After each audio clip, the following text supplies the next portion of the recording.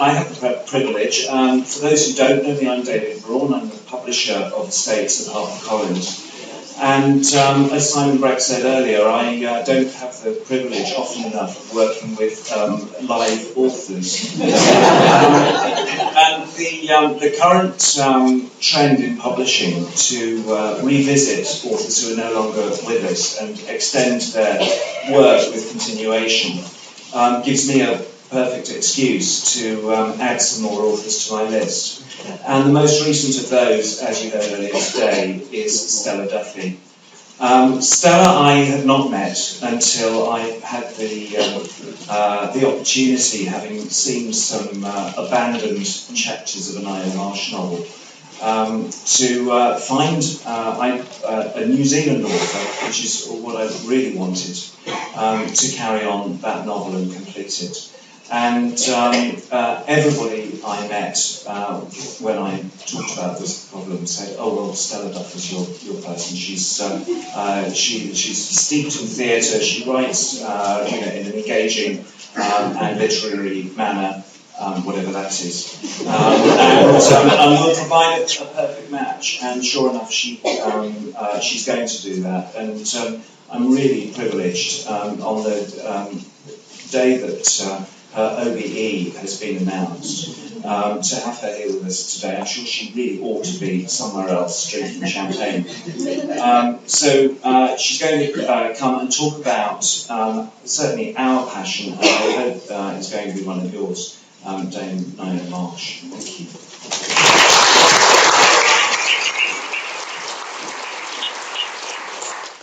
Kia ora. Hello.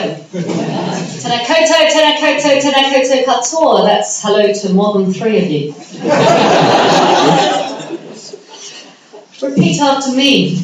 Ngaio. Ngaio. There you go. It's not Ngaio. It's not Ngaio. It's not Ngaio. It's Ngaio. It's not even really Ngaio. It's Ngaio. In Māori, the O is a O. If you speak any Spanish or Italian, the vowel sounds really similar. When you get well, I'll go on to that in a moment. I'll just do that, so then, there, now I can see me. Being asked to do this, I got the email from David, and I was like, yes, I sound like La Somita there. I don't know, people laughed, yeah. I got the email from David, and I was like, oh my God, yes, of course I have to say yes. And how bloody terrifying. I mean, to take someone's work that you respect and to try and do it well anew, because they are 4 chapters, but they're short. We don't know who she wanted to be the murderer. The notes on the back of the Antony and Cleopatra script give some suggestions, but they're not the lot. It's thrilling and it's terrifying, and I don't want to write a pastiche. I want to get it right. So what's really interesting to me about Ngaio, having grown up in New Zealand, I was born in London and we moved to New Zealand when I was 5. My dad was one of those brilliant 1920s socialists who came over to fight the fascists and ended up being a prisoner of war in Germany for 4.5 years. Met my mum during the war, had 7 kids. They took the 2 youngest of us back to New Zealand when I was 5 years old. The others didn't want to go. It was swinging London. And they didn't want to go to Tokoroa. It's where I grew up. Have any of you been to New Zealand? As tourists, other than Ukraine. And have you been to Rotorua, where the boiling mud pools are that we see in colour scheme? Yeah? And have you been to Taupo, where the great big lake is? Yeah? And that's pronounced Taupo. And you'll hear that from me quite soon when I read to you from Photo Finish. No, from colour scheme. And anyway, you drove through my small town. My small town is a timber town, and my small town had 70 men to every 7% Māori and Polynesian, and 7 men to every 1 woman when I was growing up. Being gay, that wasn't great.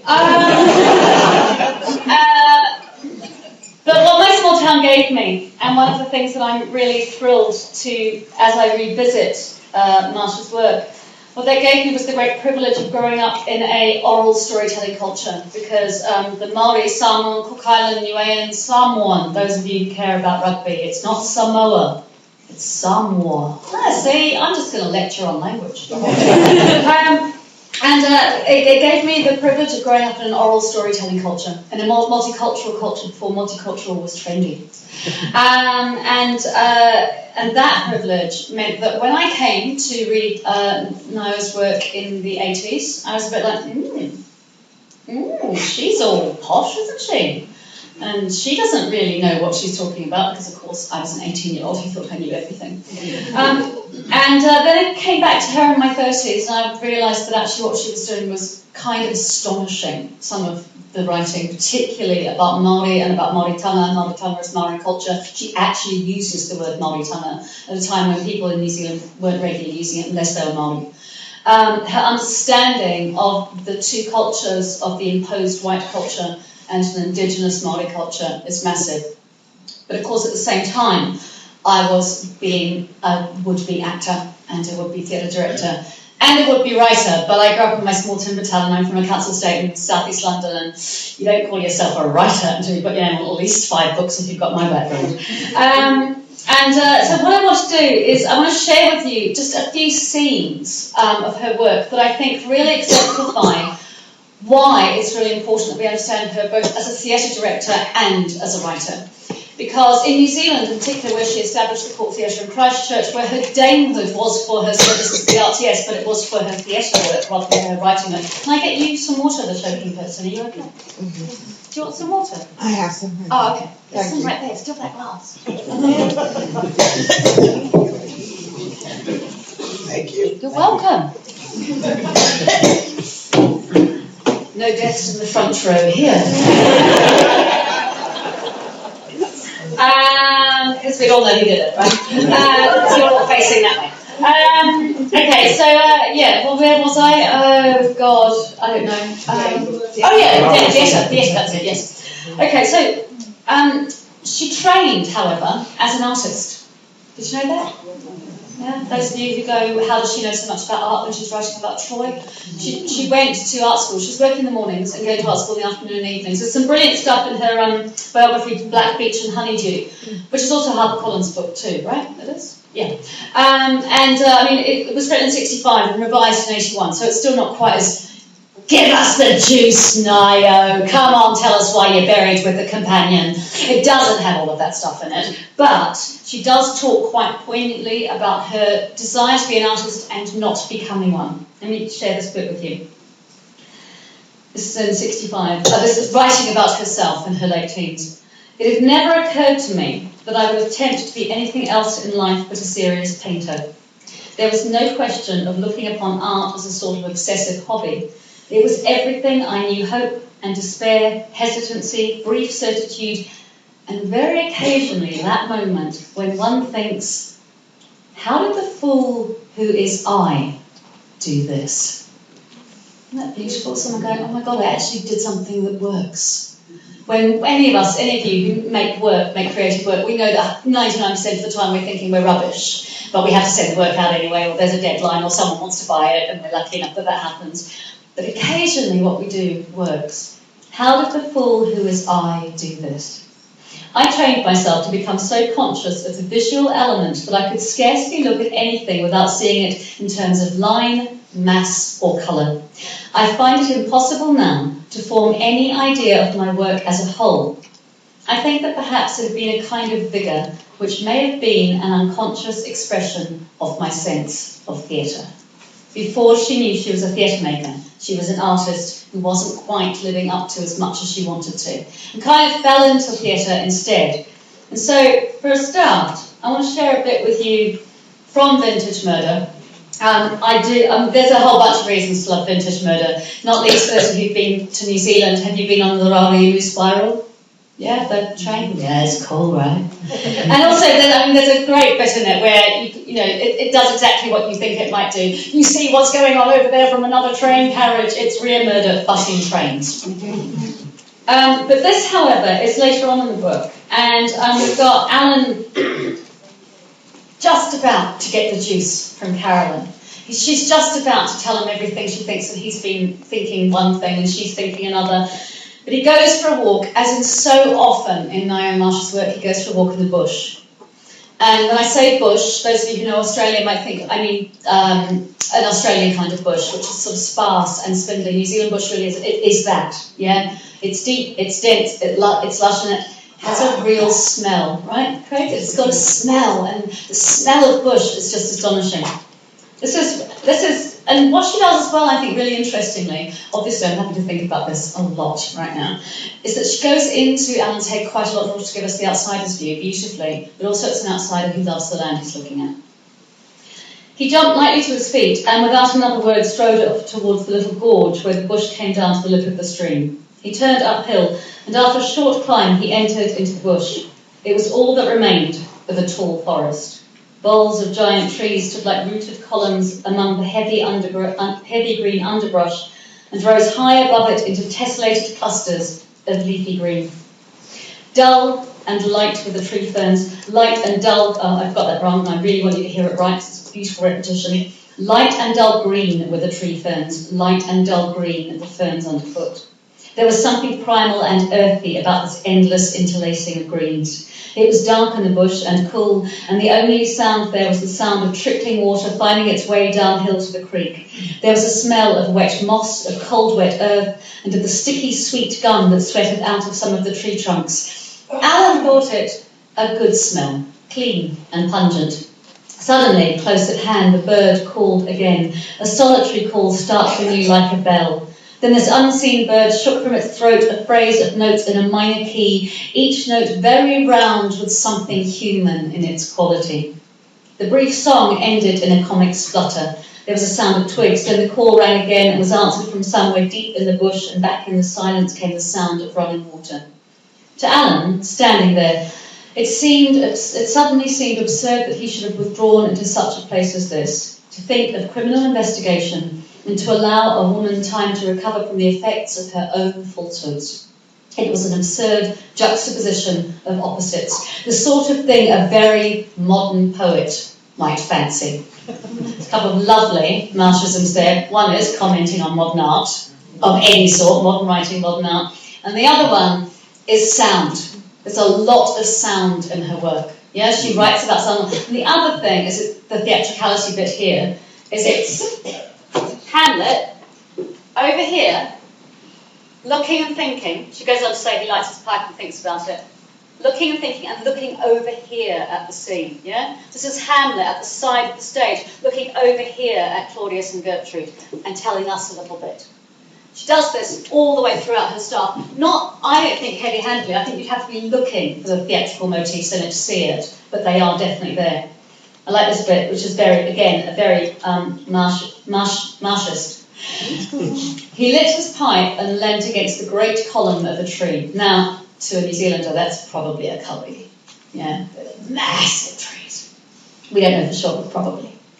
The stillness of the place was like the expression of some large and simple personality. It seemed to say, I am, with a vast tranquility. It is quite inhuman, he thought, but not unfriendly. There's one of the things about when she writes about land is I truly believe she's scene setting for us. And what's interesting to me, I've got a little bit of photo finish later, when she goes on to talk about film, she writes it differently, but it's still scene setting. So here's another, so I was talking earlier about her writing of Māori characters and of Māori tanga, and I want to share this one with you. This is from Colour Scheme, and it's Rua, the old Māori guy, the rangatira. Interestingly, look, we've got rangatira, you can't see this, but I'm just holding that just in case. Rangatira, which means chief, in italics, but tohanga, which means priest, not in italics. Almost as if because he's speaking it, when he speaks about himself it gets italics, but when he's speaking of his family it doesn't. Or it's a mistake. This is just a little bit of him where she does. She often has a noble savage and a really annoying savage. But she does that about the Pākehā, the white characters as well, yeah? And bear in mind, this is written in, when's Colour Scheme? I can't find it. When is 1943. Yes, 43. Bearing in mind when she's writing, the writing of this character, the knowing, older, aware and political Māori chief is really beautiful. I am a rangatira, he said. My father attended an ancient school of learning. He was a tohanga. I don't believe, Mr. Smith, said Rua with a chuckle. Rua means two in Māori. I don't know, but I like to think it's because it was her second New Zealand book that she called him Rua. New Zealand based. Oh, you'll never get a white man to credit supernatural stories, Rua. I have to put my hand on my hip to talk about Smith now. You just say that there. Even your own younger lot don't think much. Rua interrupted him. The full magnificence of his voice sounded richly on the evening air. Our people stand between two worlds. In a century we have had to swallow the progress of 1900 years. Do you wonder that we suffer a little from evolutionary dyspepsia? We are loyal members of the great Commonwealth. Your enemies are our enemies. You speak of the young people, they're like voyagers whose canoes are in a great ocean between two countries. Sometimes they behave objectionably and are naughty children. Sometimes they are taught very bad tricks by their Pākehā friends. Rua looked full at Smith, who fidgeted. There are Pākehā laws to prevent my young man from making fools of themselves with whiskey and too much beer. But there are also Pākehā who help them to break these laws. And Pākehā teach our young maidens they should be quiet girls and not have babies before they're married. But in my own hapu, there is a small boy who we name Hoani Smith, though in law he has no right to that name. Oh, hell, Rua, said Smith, that's an old story. Let me tell you another story. Many years ago, when I was a youth, a maiden of our hapu tribe lost her way in the mists on Rangi's Peak. In ignorance and tending no sacrilege, she came upon the place where my grandfather rests with his weapons, and being hungry, I'm doing a slightly older man's Māori accent. Can you hear that there's a bit different? And it's because she's written it in that rhythm. Yeah? There's a sort of continuing flow. Because if I was speaking to you in Māori, I would have begun and kept going, and that would be the point until I finished telling my story. I wouldn't keep interrupting myself like I am. She's written it though. It's in the writing. She came upon the place where my grandfather rested with his weapons, and, being hungry, ate a small piece of cooked food that she carried with her. In that place it was an act of horrible sacrilege. When the mist cleared, she discovered her crime and returned in terror to her people. She told her story and was sent out to this hill while her case was discussed. At night, she thought she would creep back, but she missed her way. She fell into Taputapu, the boiling mud pool. Everyone in the village heard her scream, and next morning her dress was thrown up, rejected by the spirit of that pool. When your friend Mr. Questing speaks of my grandfather's talkie, relate the story to him. Tell him the girl's scream can still be heard sometimes at night. I'm going back now, Rua added, and drew his blanket about him with precisely the same gesture that his grandfather had used to adjust his feather cloak. It is true, Mr. Smith, that Mr. Questing has said a great many of times that when he takes over the Springs, you'll lose your job. Oh, he can have it for mine, said Smith angrily. That'll do me right. He doesn't have to talk about the sack, but Questing's the boss down here. I'm turning the job up. He dragged the whiskey bottle from his pocket and fumbled with the cork. And yet, Rua said, it's a very soft job. You're going to drink. I shall go home. Good evening. It's a beautiful monologue, interspersed with pieces, again, the theatricality, interspersed with little pieces by the fool. Yeah? She has comedy fools, she has drunken, difficult fools. What they do is they give more mana, more presence, more prestige to the person who's speaking. It's exactly Lear and his fool, only it doesn't get turned over in the same way. Next bit for you. This is also from Colour Scheme. So we've had foreshadowed, again, very theatrical, we've had foreshadowed the idea of what happens if you're too close to the boiling mud pool, yeah? They'd settled around the flower. This is it giving it away to tell you it's... anyway, I'll just read you the characters, just in case you haven't read this. I don't want to give anything away. They had rounded the flank of the hill and now came in sight of the native settlement. The swift northern dusk had fallen upon the countryside with no suggestion of density. The darkening of the air seemed merely to be a change in translucence. The darkening of the air seemed merely to be a change in translucence. Isn't that gorgeous? Yeah. You can tell how scared I am. It was very still, and as they stood listening, Dickon became aware of a curious sound. It was as if a giant somewhere close at hand were blowing thick bubbles very slowly and complacently, or as if, over the brink of the hill, a vast porridge pot had just come to boiling point. The sounds were irregular, each one mounting to its point of explosion.